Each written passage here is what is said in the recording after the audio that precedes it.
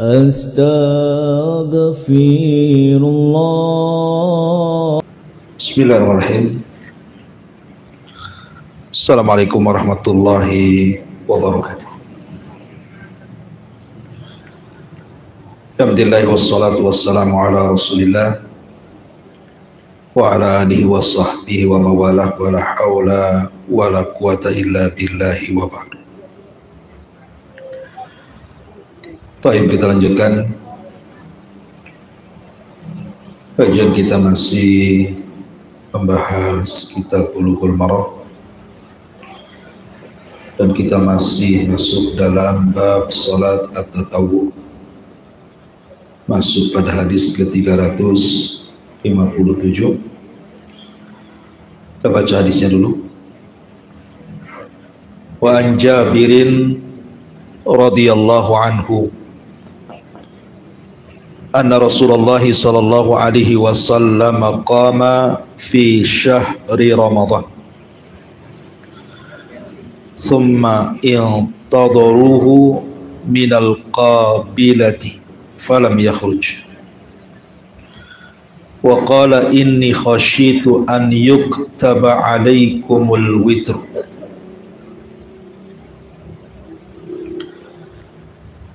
Dari Jabir radhiyallahu an bahwa Nabi sallallahu alaihi wasallam pernah melaksanakan qiyamul lail bersama para sahabatnya di bulan Ramadan. Kemudian para sahabat menunggu Rasul setelah beberapa hari dan tidak keluar. Kemudian Nabi sallallahu alaihi wasallam keluar dan mengatakan, sesungguhnya aku takut kalau diwajibkan kepada kalian salat witir. Baik.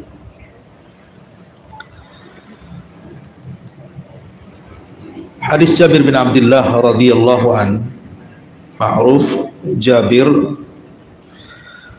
adalah sahabat Nabi sallallahu alaihi wa ala alihi wasallam.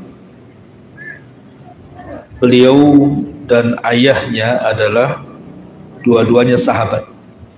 Nama ayahnya Abdullah ibn Haram, yang ma'ruf kisahnya ketika perang Uhud.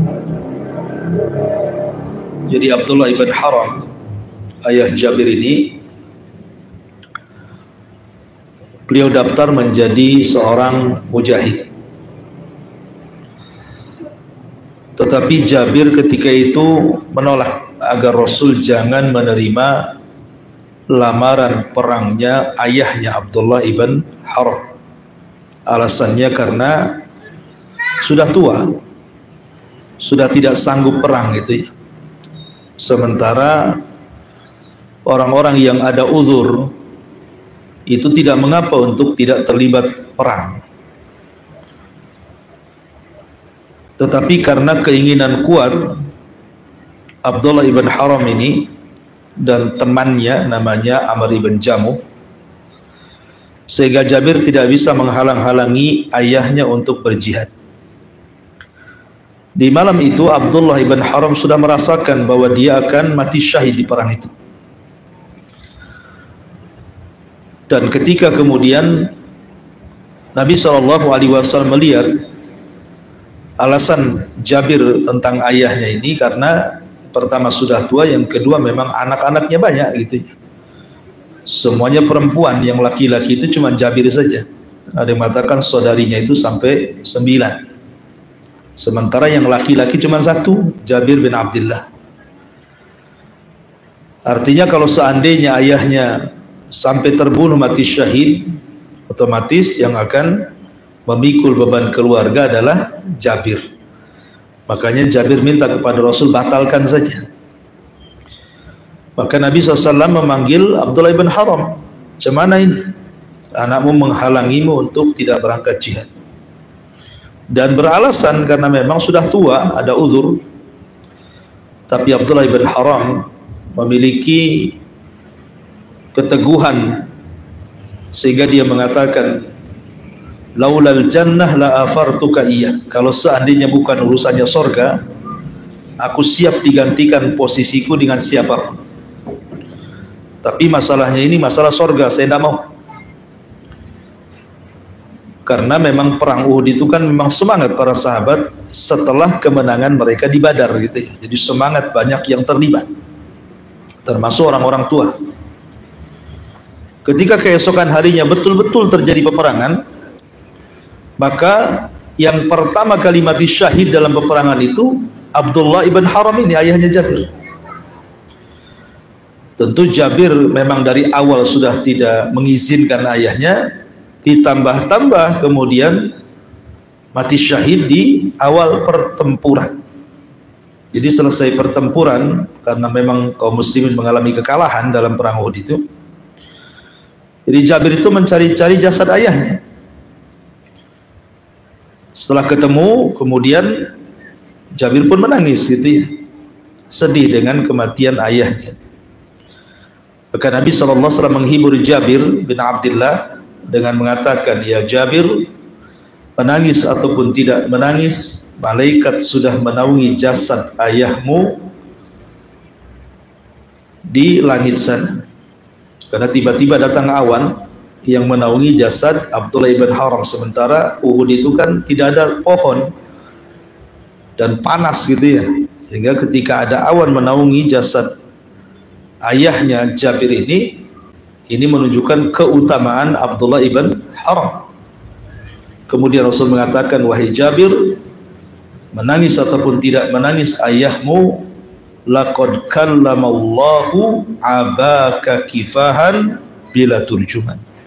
Allah sudah mengajak bicara ayahmu tanpa ada penerjemah.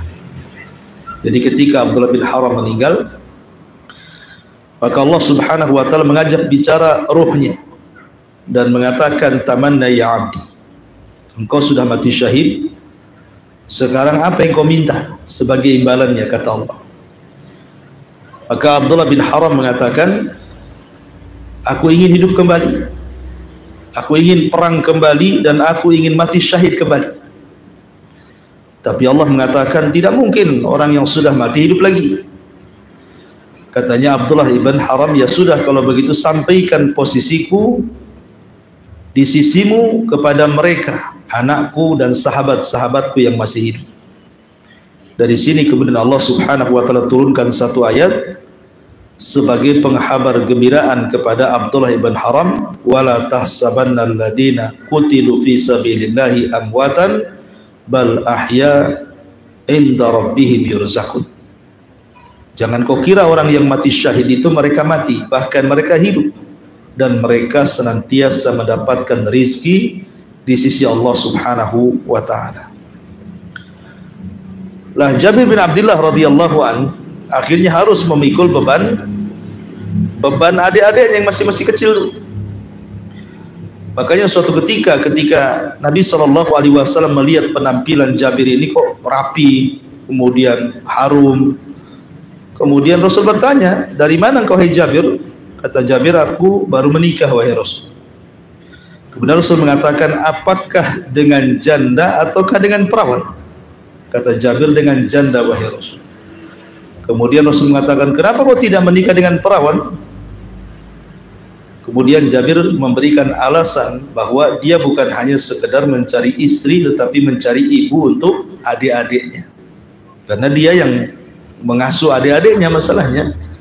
Jadi dia mencari wanita yang sudah berumur supaya bisa mengasuh adik-adiknya.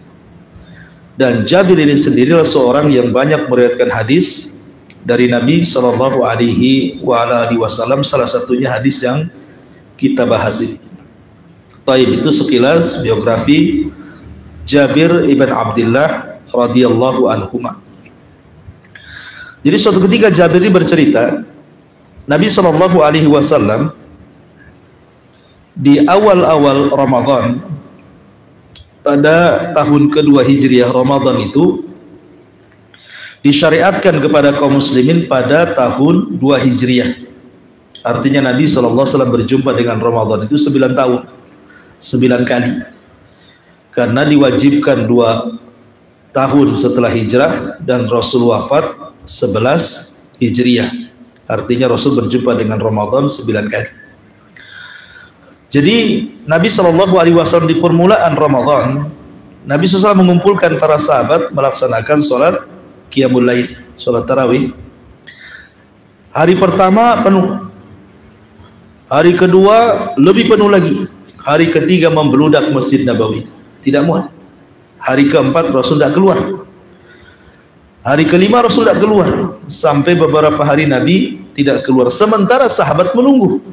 Kok Nabi tidak keluar-keluar gitu ya? Mereka sudah menunggu lama gitu. Ternyata Rasul tidak keluar-keluar beberapa hari setelahnya. Ketika Nabi SAW tidak keluar, maka Rasul SAW melihat antusias para sahabat yang ingin sholat tarawih itu. Maka Rasul kemudian bersabda di hadapan para sahabatnya, inni khasyitu an yuktaba alaikumul witr. Aku takut kalau seandainya aku keluar 1 bulan berjamaah bersama kalian, nanti diwajibkan sholat witir kepada kalian. Dalam riwayat sholat tarawih gitu ya. Dan kalian tidak akan sanggup. Kalau diwajibkan tarawih, kalian tidak akan sanggup. Makanya ini bentuk rahmat kasih sayang Rasul kepada umatnya, dan juga bentuk bahwa Nabi SAW takut kalau seandainya sahabat nanti tidak mampu, sementara wahyu masih turun. Makanya apalagi kalau kita melihat sifat sholat Nabi SAW itu ngeri gitu ya. Kata Aisyah radhiyallahu anha, Nabi SAW sholat 4 rakaat, jangan kau tanya panjangnya, jangan kau tanya indahnya. Kemudian Rasul sholat 4 rakaat lagi, jangan kau tanya panjangnya, jangan kau tanya indahnya. Sampai Hudzaifah ibn al-Yaman yang pernah mengalami sholat di belakang Rasul Qiyamul Lail itu, Nabi SAW dalam 1 rakaat itu membaca hampir 5 juz, Al-Baqarah, Al-Imran, An-Nisa, 1 rakaat itu. Cuman coba kan gitu. Kalau sifat sholat malamnya Rasul segitu panjangnya, kemudian diwajibkan kepada kaum muslimin, mana sanggup kaum muslimin untuk melaksanakan tarawih sepanjang itu dalam waktu 1 bulan.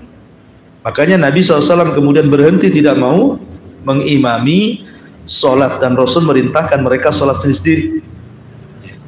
Tetapi kemudian di zaman Umar Ibn Khattab radhiyallahu anhu, Umar radhiyallahu anhu melihat di Masjid Nabawi itu kalau datang bulan Ramadan itu sholatnya jamaah sendiri. Ada di pojok 2 orang sholat berdua, ada di pojok lagi 3 orang, ada 4 orang. Pokoknya masing-masing orang berjamaah membuat jamaah sendiri. Sehingga terkadang suaranya kan bersaut-saut gitu ya. Yang sana ngaji, yang sini ngaji, yang sana ngaji. Maka Umar bin Khattab ketika itu berinisiatif, kenapa kalian tidak rame-rame saja sholat jamaah? Kenapa harus sendiri gitu jamaahnya? Sini 3, sini 3, sana 4, sini 5 gitu ya. Kenapa nggak jadi satu saja, kata Umar? Akhirnya maka Umar bin Khattab kemudian mengumpulkan semua sahabat agar jangan sholat sendiri berjamaah, tetapi dikumpulkan jadi satu dengan 1 imam. Maka dipilihlah oleh Umar 2 sahabat Rasul. Pertama, Umar memilih Ubay ibn Ka'ab, memang sahabat yang direkomendasikan Rasul untuk diambil Qur'annya, dan juga sahabat yang pernah diperintah Allah Rasul untuk membacakan surah Al-Bayyinah kepada Ka'ab ini ya, Ubay bin Ka'ab. Yang kedua, Rasul Umar bin Khattab memerintahkan Tamim ibn Aus, seorang sahabat yang pernah berjumpa dengan Dajjal, dulunya seorang Nasrani kemudian masuk Islam. Nah, sejak itulah terjadi sholat berjamaah full 1 bulan atas perintah Umar bin Khattab, daripada masing-masing jamaah sendiri-sendiri akhirnya dikumpulkan jadi satu, kemudian dijadikan 1 imam ya. Imam pertama Ubay bin Ka'ab dan imam kedua Tamim ibn Aus Ad-Dari, dan 2 sahabat ini pakar-pakar Quran memang. Umar tidak sembarang memilih sahabat menjadi imam salat tarawih. Kenapa Umar berani melakukan sholat tarawih selama 1 bulan, padahal Rasul hanya 3 hari dalam bersama para sahabatnya? Karena di zaman Umar sudah tidak turun wahyu. Mungkin pula Umar jadi nabi, sehingga tidak mungkin ada kewajiban sholat. Di zaman Rasul kan turun wahyu, masih turun, sehingga takutnya akhirnya diwajibkan. Tapi di zaman Umar sudah tidak ada turun wahyu, sehingga tidak takut untuk diwajibkan lagi. Makanya Umar berani.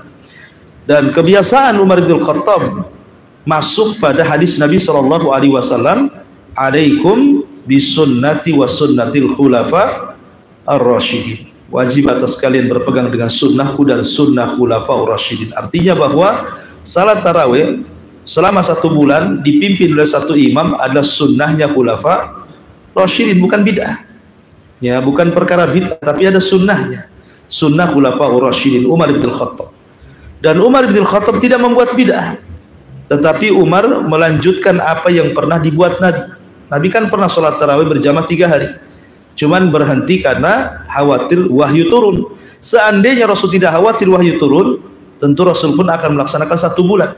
Makanya Umar kemudian melanjutkan sunnah Nabi SAW sholat tarawih berjamaah dengan 1 imam dan dilakukan dalam 1 bulan. Lah, sunnah ini kemudian diteruskan di zaman Utsman, kemudian diteruskan di zaman Ali, kemudian diteruskan di zaman Hasan, kemudian diteruskan di zaman Muawiyah, kemudian diteruskan oleh Bani Umayyah, Bani Abbasiyah, dan para ulama yang lainnya sampai hari ini. Sehingga syarat sholat tarawih berjamaah itu menjadi sebuah sunnah, sunnah khulafaur rasyidin, dan juga sunnah Nabi SAW, yang hampir tidak satu pun masjid-masjid kecuali mengadakan sholat tarawih, mau di kampung, mau di kota, bahkan menjadi syiar kan itu ya. Syiar bagi kaum muslimin kalau datang bulan Ramadan, kalau tidak ada tarawih nampaknya tidak Ramadan tuh. Ya. Artinya bahwa tarawih itu sebuah sunnah yang dilakukan berjamaah. Tetapi karena Nabi SAW mengkhawatirkan di zaman itu sholat 1 bulan khawatir diwajibkan, maka dari sini salat tarawih itu perkara sunnah yang sifatnya tidak boleh menekan satu dengan yang lainnya.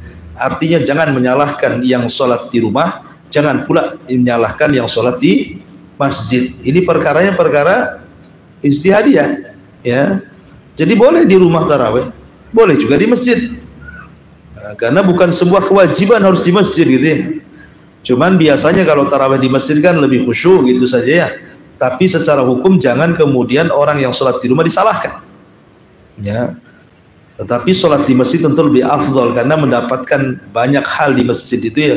Karena tadi dapat khusyuk dan begitu seterusnya. Ya. Ini diantara kalimat inni khasyitu an yuktaba alaikumil witr. Ya. Kemudian hadis yang selanjutnya. Wa an Kharijah bin Khudzafah radhiyallahu anhu qala qala Rasulullah sallallahu alaihi wasallam innallaha amaddakum bi salatin hiya khairun lakum min khumrin na'am. Qulna wa ma hiya ya Rasulullah? Qala al-witru baina salatil isya ila tulu'il fajri. Dari Kharijah ibn Khudzafah, dari Kharijah ibn Khudzafah, dia berkata Nabi SAW bersabda, sesungguhnya Allah Subhanahu wa ta'ala telah memerintahkan kepada kalian dengan sebuah salat yang lebih baik dibandingkan kalian dari unta merah. Kemudian para sahabat bertanya, apa itu wahai Rasul? Salat yang lebih baik dari unta merah itu? Maka Nabi SAW mengatakan al-witru, salat witir, ma baina salatil isya ila tulu'il fajri, dimulai dari setelah salat isya sampai terbitnya fajar. Taib. Dalam hadis ini Nabi SAW menjelaskan kepada kita tentang keutamaan salat malam. Maksudnya salat witir. Salat witir itu termasuk salat malam gitu ya. Kalau disebut salat malam berarti mencakup witir dan tahajud. Ya. Lah Nabi SAW mengatakan bahwa salat witir itu jauh dibandingkan unta merah. Ingat unta merah itu di zaman Nabi adalah kendaraan yang diminati orang-orang kaya. Hanya orang-orang kaya yang punya. Orang-orang miskin tidak punya unta merah. Artinya ini simbol kekayaan, simbol kemegahan gitu ya. Kalau orang punya unta merah itu berarti memang orang itu kaya, orang itu pejabat gitu ya mungkin. Artinya disimbolkan dengan dunia, bahwa sholat witir itu jauh lebih baik dibandingkan dunia, karena ada juga hadis Nabi Shallallahu Alaihi Wasallam ya yang menjelaskan tentang keagungan banyak sekali sholat witir ini, sampai-sampai kata para ulama, barang siapa yang melaksanakan sholat witir seolah-olah dia telah melaksanakan semua qiyamul lail. Siapa yang melaksanakan sholat witir itu seolah-olah dia sudah menghabiskan malam itu dengan qiyamul lail. Karena memang dari sekian banyak sholat sunnah yang paling afdol setelah sholat wajib itu sholat witir. Witir itu sholat yang lebih afdol dari semua sholat sunnah. Mau dibandingkan dengan sholat sunnah manapun, maka witir lebih afdol. Walaupun demikian, tetapi witir itu perkara yang mudah dilakukan, karena bisa dilakukan selepas isya sebelum tidur, atau dilakukan tengah malam setelah tidur, dan hanya bisa dilakukan, boleh dilakukan 1 rakaat. Kalau mau 3 rakaat lebih afdol, 5 rakaat lebih afdol. Tetapi kalau seandainya 1 rakaat saja sudah bisa dilakukan, dan itu keutamaan yang luar biasa ya, sholat witir sebelum tidur ataukah setelah tidur. Ma'asyiral muslimat yang dimuliakan Allah Azza wa Jalla. Adapun kalau seandainya witir itu dilakukan setelah tidur, maka itu lebih afdol, apalagi dilakukan sepertiga malam akhir. Makanya kata para ulama, kalau seseorang ini memang tidak pernah meninggalkan qiyamul lail, atau orang yang mau memulai ibadah qiyamul lail gitu ya, sudah ada azam pengen sholat malam, ini faedahnya banyak sekali. Dimulai daripada setelah isya sebelum tidur. Pertama Bu, niatkan ibu kalau bangun mau sholat witir. Niat itu penting. Kata Nabi Shallallahu Alaihi Wasallam, barang siapa yang menuju pembaringannya, maksudnya menuju firashnya, tidurnya, dan dia niat untuk bangun tengah malam melaksanakan sholat qiyamul lail, kemudian Allah takdirkan tidak kecapean, tahu-tahu bangun subuh, maka Rasul mengatakan tetap kutibalahu qiyamul lail, tetap dicatat seolah-olah dia melaksanakan sholat malam ya. Jadi kalau orang niat saja nih, niat saya mau, ya Allah bangunkan saya lah, nanti sepertiga malam saya ingin bangun, dan ada niat tuh kan. Kemudian Allah takdirkan bablas sampai subuh, maka ibu dicatat sebagai orang yang melaksanakan qiyamul lail, melaksanakan witir dan tahajud. Artinya bahwa tidurnya saja jadi ibadah gitu ya. Tidurnya itu jadi ibadah. Kemudian yang kedua, untuk membantu seseorang itu bisa bangun di tengah malam, biasakan seseorang itu berwudu. Ya, sampai kata para ulama, ini faedahnya ya. Orang yang ketika tidur sebelumnya dia berwudu, artinya kan dalam kondisi suci. Ya. Maka ruh ini kalau seandainya seseorang tertidur, ruh seorang mukmin ini ketika tidur kan sama dengan kematian. Ingat, tidur itu akhul maut. Tidur itu saudara kematian. Makanya ketika Rasul ditanya tentang apakah penduduk surga tidur, kata Rasul, tidak, karena tidur itu saudara kematian, dan di surga tidak ada kematian. Artinya penduduk surga tidak mungkin tidur. Mereka akan merasakan nikmat luar biasa dan tidak akan pernah ngantuk. Maka karena tidur ini adalah akhul maut, saudara kematian, artinya ruh itu bisa kembali, bisa tidak. Namanya saudara kematian, bisa kembali ke jasadnya, bisa juga tidak kembali. Ya.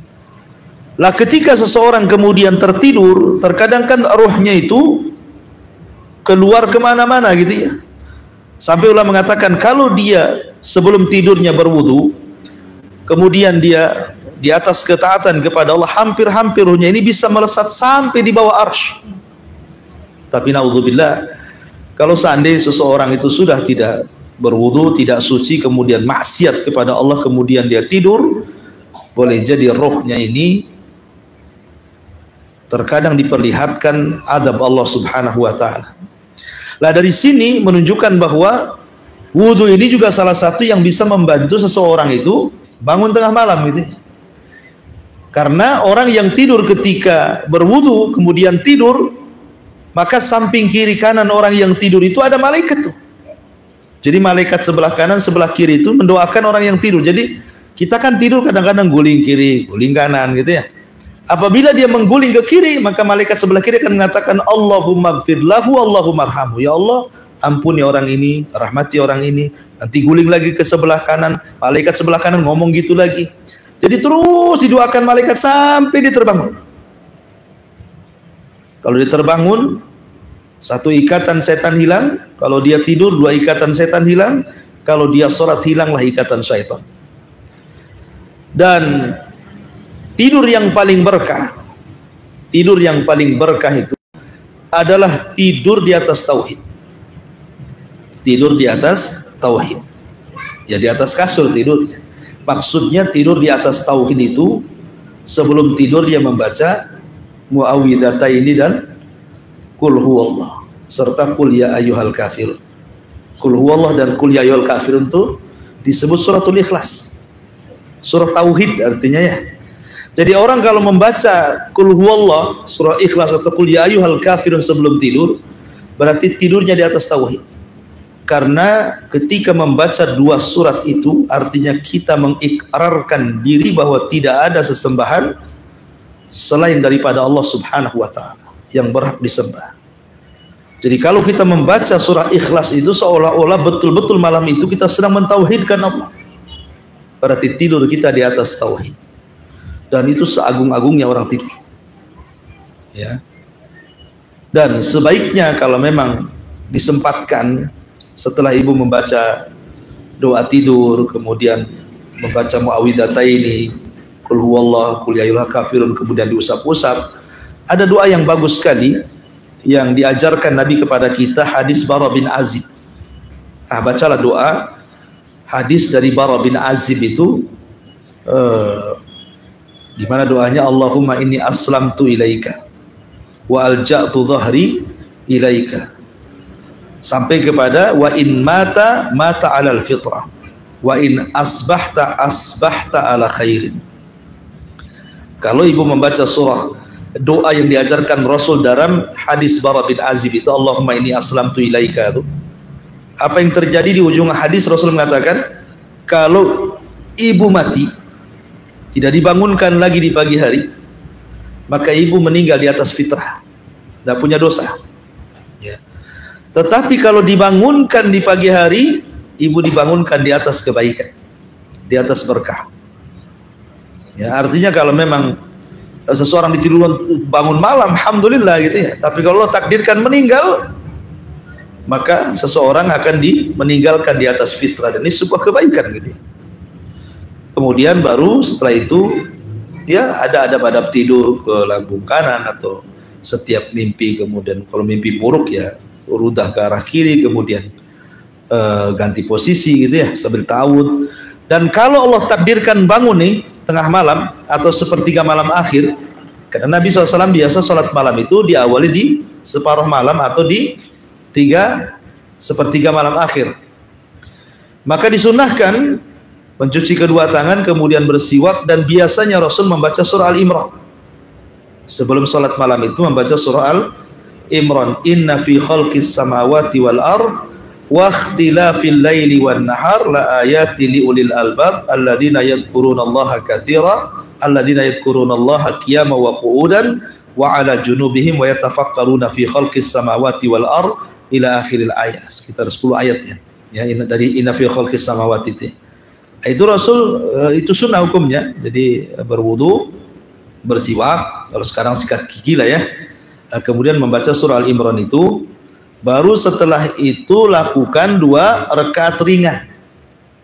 2 rakaat ringan masuk ke tahajud. Makanya dalam hadis Aisyah Rasul sholat 11 rakaat, dalam riwayat yang lain 13, rakaat. 13 itu maksudnya 2 rakaat itu 2 rakaat ringan ya. 2 rakaat ringan, baru setelah 2 rakaat ringan baru masuk tahajud. Tahajud ya angka yang dipilih Nabi di 11 rakaat kan itu ya dengan witir. Tapi boleh juga lebih, boleh juga kurang. Intinya bahwa salat witir yang dilakukan sebelum tidur ataukah setelah tidur maka dua-duanya dibolehkan. Tapi kalau bisa dilakukan di sepertiga malam akhir jauh lebih baik lagi, karena pertama keutamaan waktu. Keutamaan waktu di sepertiga malam itu memang Allah turun ke langit dunia, kemudian Allah berfirman, siapa yang minta ku kasih, siapa yang berdoa ku kabulkan, siapa yang minta ampun ku ampuni gitu ya. Kemudian juga di sepertiga malam akhir memang malaikat turun menyaksikan, inna Qur'an al-fajri kana masyhuda, malaikat itu turun ya. Dan itu waktu malaikat, karena waktu sepertiga malam itu setan menyingkir dan malaikat pada turun. Jadi kalau dilakukan kemudian setelah tidur jauh lebih baik. Tapi kalau seandainya dilakukan setelah isya sebelum tidur pun dibolehkan. Ya, dibolehkan, tidak ada masalah karena memang ada riwayat seperti itu. Nah, di sini Nabi SAW mengatakan, innallaha amaddakum bi salatin hiya khairun lakum min khumrin na'am, menunjukkan bahwa salat witir itu jauh lebih baik dibandingkan dunia. Dan itu waktunya ma baina salatil isya ila tulu'il fajri, terbentang dari mulai salat isya sampai waktu fajar. Ya, cuman kalau ditanya mana yang lebih afdal setelah tidur atau sebelum tidur, ya tentu salat malam kalau dilakukan sebelum tidur jauh lebih baik. Tapi kalau seandainya seseorang itu kecapean, keletihan, khawatir tidak bisa bangun, maka tentu sebaiknya dilakukan setelah isya sebelum tidur ya, supaya bisa melaksanakannya. Ya, tetapi kalau yang ingin dilaksanakan sebelum tidur, maka lakukan adab-adab tidur seperti tadi. Ya, doa, niat sebelum tidur itu mau bangun malam, supaya kalau Allah takdirkan tidak jadi sholat, kita sudah mendapatkan pahala sholat gitu maksudnya. Taib, kemudian hadis berikutnya, an Abdullah bin Buraidah an abihi qala qala Rasulullah sallallahu alaihi wasallam, al witru haqqun faman lam yutir falaysa minna. Dari Buraidah, dari Abdullah bin Buraidah, dari bapaknya, dia mengatakan, bersabda Rasulullah, witir itu sebuah kewajiban, barang siapa yang tidak witir maka bukan termasuk umatku. Taib. Ada beberapa hukum di sini yang berkaitan dengan masalah salat witir. Pertama bicara tentang fadilatul witri, fadilatu salati al-laili wal witri, keutamaan salat malam dan salat witir. Sesungguhnya yang paling, inna min a'zami qurbat ilallahi salatul laili wal witri, sesungguhnya yang paling besar, yang paling agung seorang hamba mendekatkan diri kepada Allah itu adalah dengan melaksanakan salat malam dan salat witir. Ibu bisa baca dalam surah Al-Isra ayat 79. Wa minal laili fatahajjat bihi nafilatan lak asa an yab'atsaka rabbuka maqaman mahmuda. Kenapa disebut a'zam qurbat salat malam dan salat witir itu? Karena keheningan malam itu memungkinkan seseorang hamba berkhalwat dengan Allah tanpa diganggu dengan riyaknya manusia. Jadi keheningan malam itu bisa mengikhlaskan kita dalam beribadah. Lain dengan ketika siang hari ramai orang gitu ya, memungkinkan riya, sum'ah, apa semua itu ya, penyakit-penyakit hati itu mudah datang. Tapi kalau seandainya di malam hari kan hening tuh. Makanya rata-rata keutamaan sholat itu kebanyakan sholat malam. Seperti ketika Nabi SAW pertama kali berkhutbah di Madinah, ketika sampainya dalam hijrah dari Mekah ke Madinah, Rasul pertama kali berkhutbah itu Nabi SAW menganjurkan apa? Sebarkan salam, beri makan fakir miskin, kemudian sholatlah di saat manusia tertidur. Ya, sallu bil laili wan nasu niyam, sholatlah di saat manusia tertidur. Kemudian ketika Nabi SAW bicara tentang masalah ghuraf, kamar di sorga, yang sahabat mengiranya itu untuk manazil al-anbiya, kedudukan bagi para nabi, Ternyata tidak. Rupanya siapapun bisa sampai ke kamar yang indah itu. Lah salah satunya kata Nabi SAW menjelaskan liman atabal kalam, orang yang santun dalam bicara, wa at'amat ta'am, orang yang suka bersedekah. Kemudian salah satunya juga wa shalla bil laili wan nasuniyah, dan orang yang salat tengah malam sementara manusia sedang tertidur. Lah keheningan malam itulah seseorang lebih bisa tafakur kepada Allah dan lebih bisa jauh dari perasaan riya.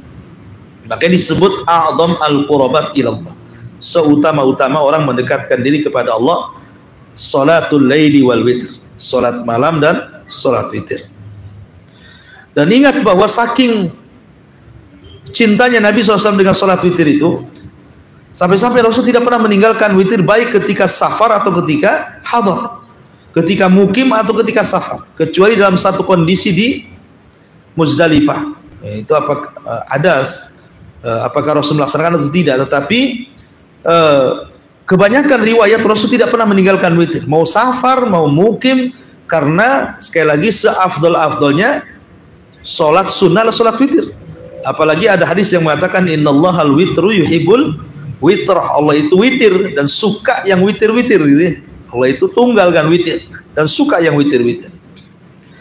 Kemudian masalah yang kedua tentang hukum witir itu sendiri, karena tadi ada hadis mengatakan witir itu hakun gitu ya.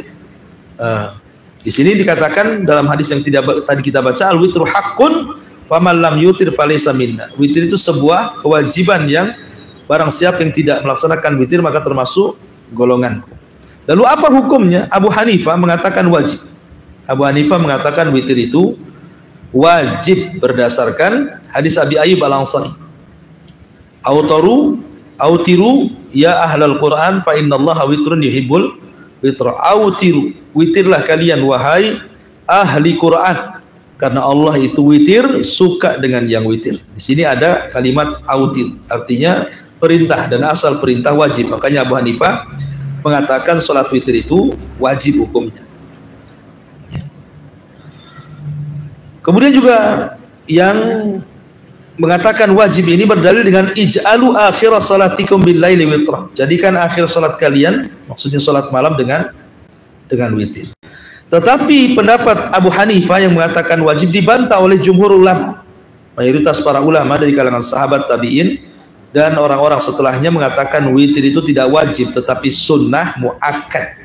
Ya, sunnah muakkad, karena berdasarkan umumnya hadis Talha ibn Ubaidillah yang terdapat dalam Sahihaini ketika Rasul mengatakan khamsu salawat fil yaumi wa lailah, qala hal alayya ghairaha, qala la illa an tatawwa. Ketika Rasul merintahkan Talha bin Ubaidillah salat 5 waktu, kemudian dia mengatakan apakah ada kewajiban selain salat 5 waktu itu ya Rasul? Kata Rasul, tidak, kecuali kau mau menambah dengan sunnah. Dari sini menunjukkan yang wajib itu yang 5 waktu saja, selain yang 5 waktu hukumnya sunnah. Ada sunnah biasa namanya nawafil, ya, ada sunnah muakkad, artinya di atas hukumnya sunnah biasa. Karena kalau sunnah biasa Rasul kadang melakukan kadang tidak, tapi kalau disebut muakkad artinya Rasul tidak pernah meninggalkan, seolah-olah seperti wajib tapi bukan wajib. Itulah disebut sunnah muakkad gitu ya. Ini masalah yang kedua. Masalah yang ketiga, aqallul witri wa aktsaruhu. Berapa yang paling banyak melaksanakan witir dan paling sedikitnya? Imam Nawawi mengatakan bahwa madhab kami, maksudnya Syafi'i, paling sedikit 1 rakaat dan paling banyak 11 rakaat. Dalam riwayat atau 13 rakaat.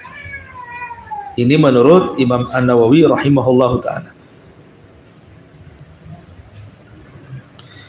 Tetapi Abu Hanifah mengatakan tidak. Abu Hanifah mengatakan tidak boleh witir itu 1 rakaat.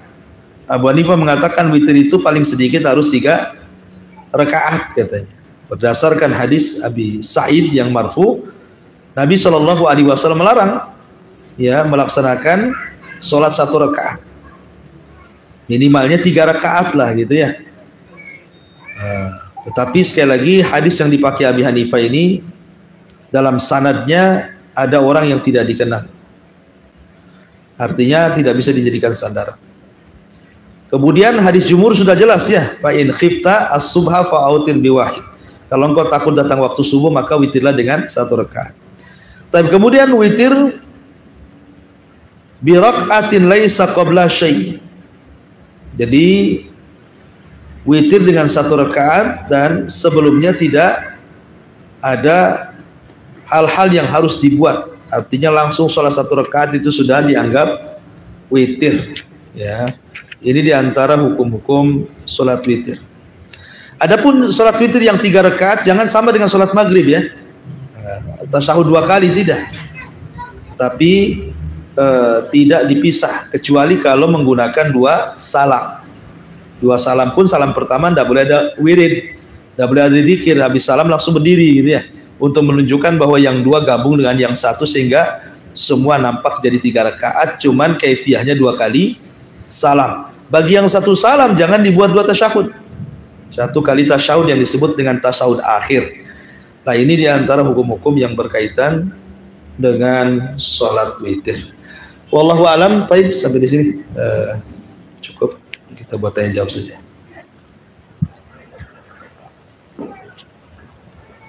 Assalamualaikum warahmatullahi wabarakatuh. Waalaikumsalam. Izin bertanya Ustaz. Ya. Yang pertama, tadi kan sholat tarawih itu boleh di rumah. Nah, bagaimana kalau sholat tarawih itu suami dan istri itu sholatnya di rumah saja Ustaz? Yang kedua, yang tadi ada dikatakan sholat tarawih sahabat itu tamim perlu bertemu dengan dajjal. Minta tolong diceritakan. Iya. Alhamdulillah, tidak mengapa suami sholat di rumah dengan istri berjamaah sholat tarawih tidak apa-apa. Tetapi kan sekali lagi kan ada afdoliyahnya gitu ya.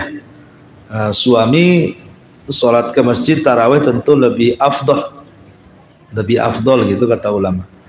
Tetapi bukan berarti kemudian kalau suami sholat di rumah salah, enggak. Karena sholat witir berjamaah beda dengan sholat wajib berjamaah hukumnya kan. Kenapa? Karena ada perbuatan Rasul tidak berjamaah selama 1 bulan.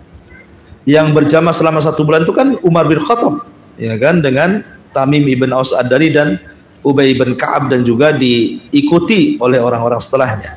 Artinya kalau sholat di rumah tarawih tidak apa-apa suami istri. Ya, tetapi kalau di masjid yang laki-laki lebih afdal daripada yang perempuan. Kalau perempuan kan sholat wajib saja lebih baik di rumah, apalagi sholat sunnah kan itu.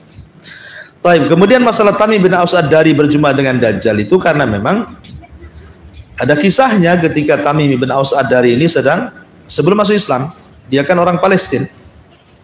Tamim bin Aus Ad-Dari ini orang Palestina.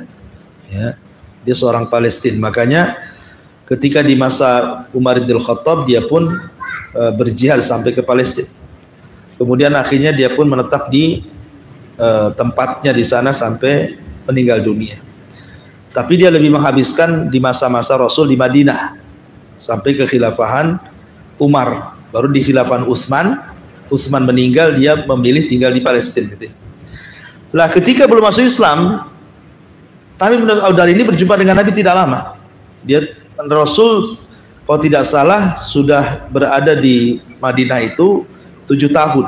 Ya, 7 tahun artinya 7 ke 11 itu kan tinggal 4 tahun. Jadi Tamim berjumpa dengan Rasul 4 tahun sebelum Rasul meninggal. Artinya berjumpa dengan Rasul 4 tahun aja. Tapi ada juga yang mengatakan berjumpa dengan Rasul 9 Hijriah. Artinya berjumpa dengan Rasul yang 2 tahun saja. Tetapi sesingkat itu Tamim bin Aus-Ad-Dari menjadi orang alim. Bahkan di antara orang yang menghatamkan Al-Quran setiap malam gitu ya, kebanyakan malam yang menghatamkan Quran itu salah satunya setelah Utsman bin Affan adalah Tamim ibn Aus-Ad-Dari. Lah sebelum masuk Islam dia itu seorang pendeta. Tamim bin Aus-Ad-Dari ini seorang pendeta, menguasai banyak kitab-kitab lah kan itu. Jadi suatu ketika dia berlayar dengan 30 anak awak kapalnya, kemudian tiba-tiba di tengah laut diombang-ambing kapalnya, kemudian terdampar di sebuah pulau. Ada yang berusaha kemudian memprediksi pulau apa dan di laut mana gitu ya. Ada yang mengatakan di laut Yaman, pulaunya namanya Socotra. Ya. Tapi jelas ini tidak benar ya. Di Yaman itu ada yang disebut dengan Pulau Dajjal, namanya Socotra. Ada juga yang mengatakan bahwa Laut Syam, wallahu alam, kan tidak dijelaskan pulaunya dalam hadis itu. Cuma orang menerka-nerka aja, pulaunya ada di Yaman, namanya Socotra. Itu orang-orang Yaman menyebutnya Pulau Dajjal katanya ya. Karena di situ ada pohon apa gitu ya. Tapi sekali lagi ini perkara gaib, kita tidak tahu bahwa pulaunya apakah di Laut Syam atau Laut Yaman. Yang jelas Tamim terdampar di sebuah pulau dengan 30 awak kapalnya. Akhirnya kemudian Tamim masih Nasrani ketika itu, kemudian masuk ke dalam hutan, berjumpa dengan jassasa, binatang yang berbulu, saking banyak bulunya nggak tahu mana kubul mau dubur. Kemudian ditanya, siapa kamu? Saya jassasa. Jassasa itu artinya jasus mata-mata. Maksud jassasa itu apa? Nggak dijawab, cuman kamu sudah ditunggu orang yang ada di tengah hutan. Di tengah hutan itu ada tempat semacam gereja, itu tempat ibadah orang Nasrani. Di situ rupanya ada orang yang diikat raksasa gitu. Kemudian Tamim As-Sa'dari masuk, rupanya langsung disambut oleh orang yang dirantai itu. Kemudian ditanya-tanya soal Tiberias, soal mata air Zugor, soal kebun kurma Baisan, sampai kepada masalah kenabian. Apakah sudah muncul nabi itu? Sampai Dajjal mengatakan kalau kau ikut nabi itu lebih baik, itu penyuruh kebenaran. Sampai diarahkan seperti itu.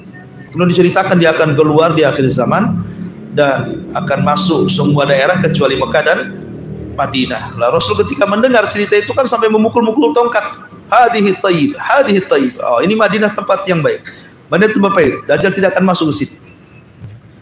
Jadi setelah kemudian Tamim As-Sa'dari ini kemudian keluar dari pulau itu, kemudian dia pun berusaha untuk berkomunikasi dengan sesama pendetanya, dengan pastor-pastor agungnya di Palestina.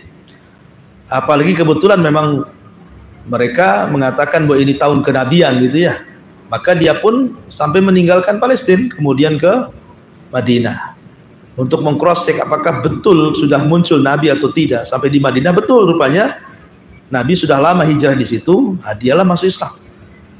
Setelah dia masuk Islam, ada yang mengatakan memang sebab masuk Islamnya bukan itu, tetapi sebab masuk Islamnya dia tersesat di sebuah lembah. Tamim As-Sa'dari ini tersesat di sebuah lembah. Tiba-tiba kemudian di lembah itu ada suara yang menakutkan.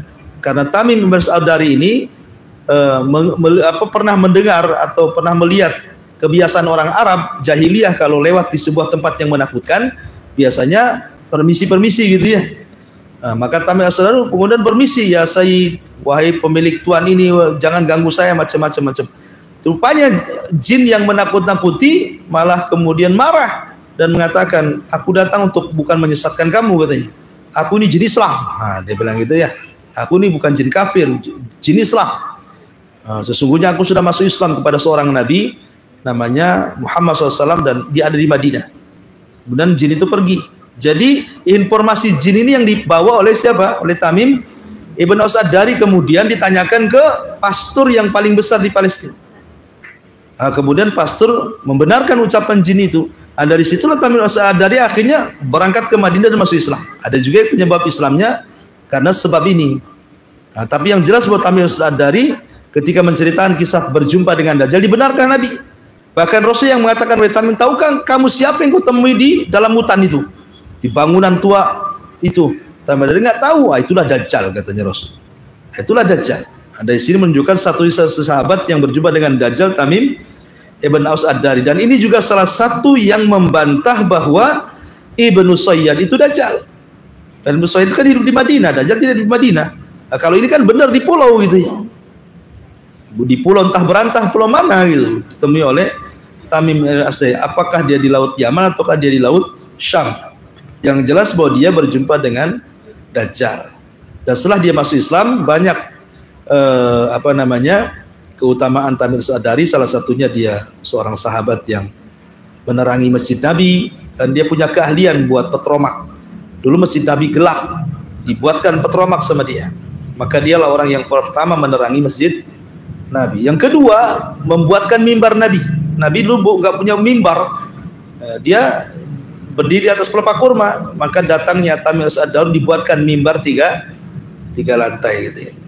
Dan Salah satu yang menakjubkan dari kebiasaan Tamim ibn Aus Ad-Dari ini, dia kalau setiap sholat di Masjid Nabawi, selalu dia menepuk orang sebelah kiri dan kanannya, kemudian diajak pulang makan di rumah. Ya, siapapun yang di samping kiri kanannya pasti ditarik makan di rumah. Setiap sholat. Ya, itulah kehebatan dia, sedekah ngasih makan. Mau siapa aja samping kiri kanan langsung ditarik, harus makan di rumahnya. Itu kebiasaan dia seperti itu ya. Dan itu tidak ada, cuma dia aja yang seperti itu. Setiap sholat nari orang di kiri kanan makan di rumahnya. Tapi kemudian ujung ayatnya setelah kekhalifahan Utsman bin Affan, dia pun hijrah tidak di Madinah lagi dan tinggal di tempat kampungnya sana di Palestina dan meninggal di sana. Wallahu a'lam.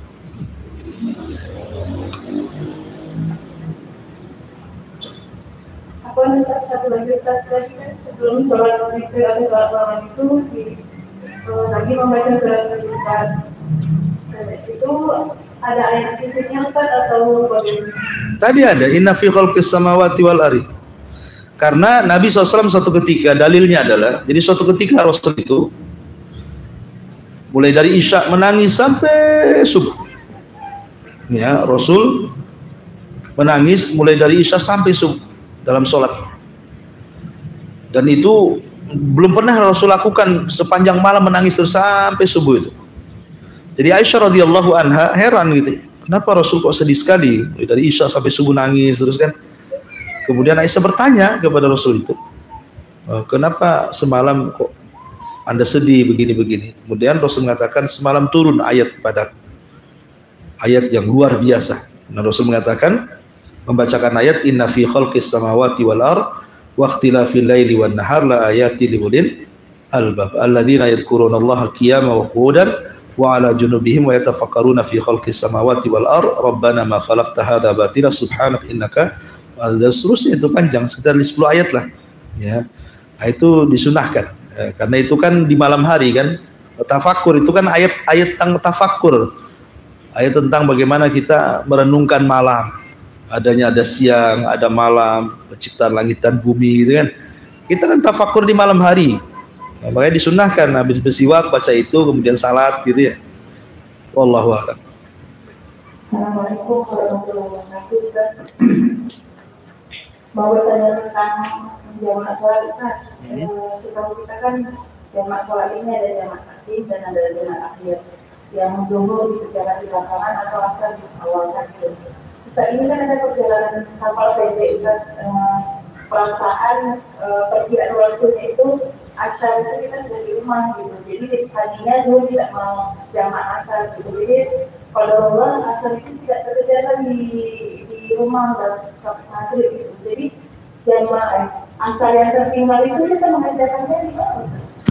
Yang tadi Iya, alhamdulillah. Kalau seseorang tidak memperkirakan dalam safarnya tujuan yang dituju itu, maka sebaiknya dijamak takdim. Ya. Tapi kalau seandainya tertuju gitu ya, maka ditakhir juga nggak apa-apa.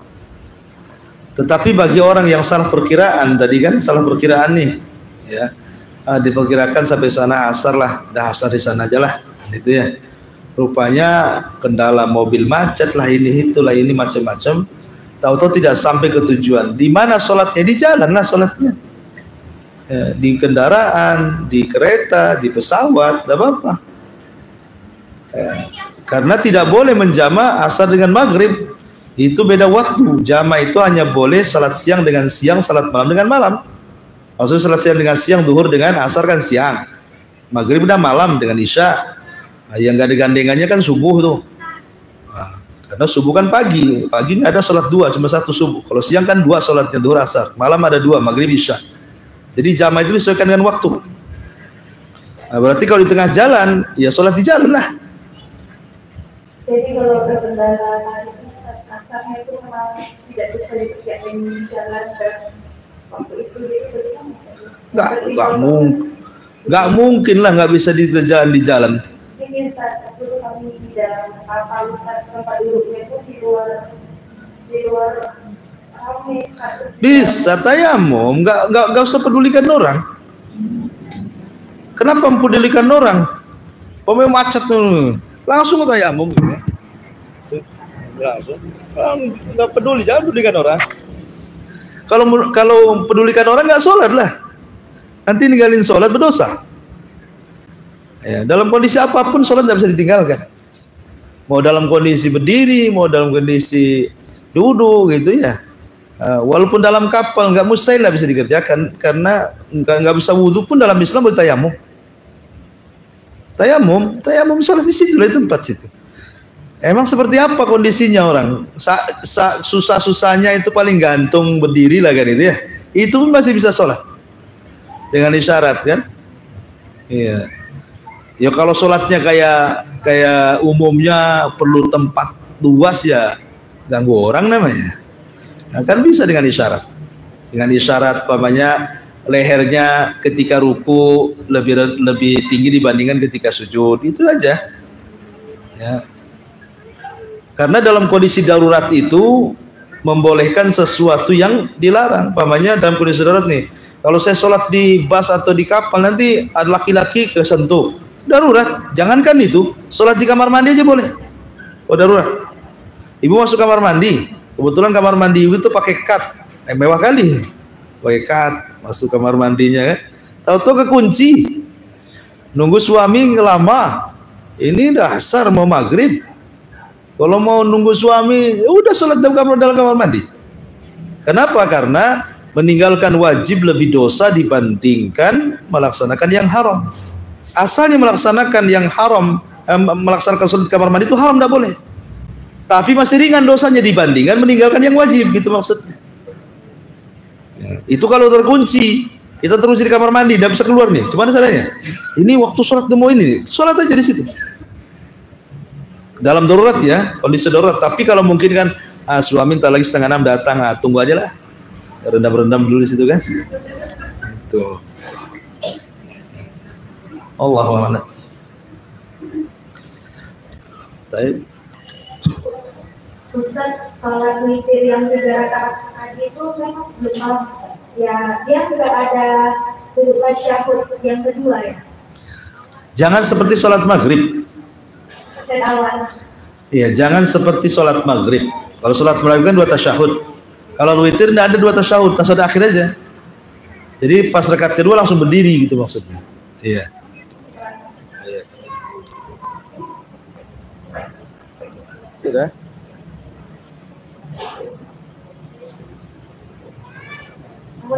Berarti kan langsung 3 aja. Iya, langsung 3 nanti saudara. Itu kalau yang kaifiahnya 1 kali salam. Kalau yang 2 salam ya 2 rakaat salam, berdiri lagi tanpa ada jeda, langsung tambah 1 rakaat lagi. Tetap 3 rakaat tapi kaifiahnya 2 salam. Ada yang 1 salam, ada 2 salam gitu maksudnya. Tapi jangan ada jeda. Ya langsung berdiri. Habis salam berdiri lagi gitu ya. Tapi yang 3 rakaat langsung, jangan seperti sholat maghrib. Gak boleh sholat sunnah itu samakan dengan sholat maghrib. Tasyahudnya tasyahud akhir aja. Ya. Wallahu a'lam.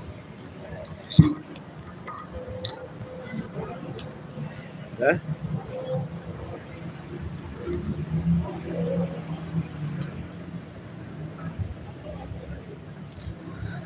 Baik, kalau sudah kita tutup. Subhanakallah bihamdika, asyhadu an la ilaha illa anta, astaghfiruka wa atubu ilaik. Allahu ta'ala. Assalamualaikum.